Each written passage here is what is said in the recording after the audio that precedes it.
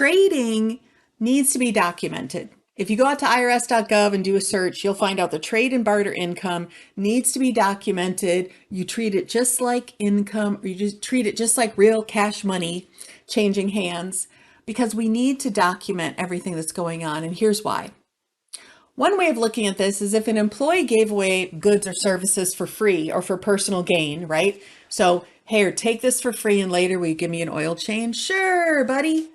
That's theft, right? The employee giving away free food at the restaurant in exchange for a personal oil change would be theft. It's no different when the owner's doing it, because what the owner is potentially doing is using business resources, like the folks that go out and do the landscaping, using business resources and writing off the business expense. That's where we really get in trouble. Writing off the payroll for all the landscapers that are going to go out and they're going to do all the landscaping for Carol, because Carol does the hair and nails for the owner's family, and the money they spend is ridiculous and disgusting, and he doesn't even want to see it on his bank statement anymore. And so he's like, we'll just trade with Carol, send the guys out to do her landscaping every week, and she'll take care of that stuff and we don't need to worry about it. Well, yeah, we do need to worry about it because we need to track it.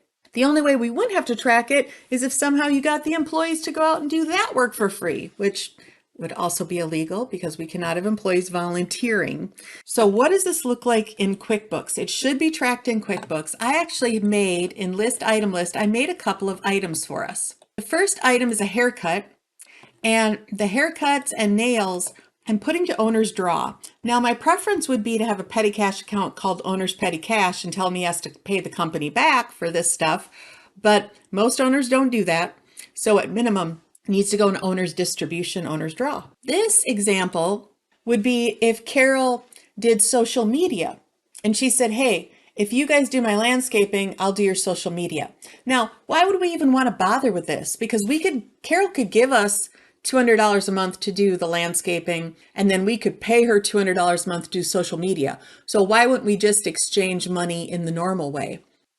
This sort of thing is psychological, and it's really a social contract. So what we're saying is Carol is only going to get landscaping help from us because we're involved in this trade, right? We create this relationship, and thereby what both parties are saying is, I'm going to use your goods and services, right? You're the one I'm going to go to. Carol's not going to have her landscaping done by Jerry's, and then Craig is paying her out of pocket for the hair and nails. That's going to make him sad.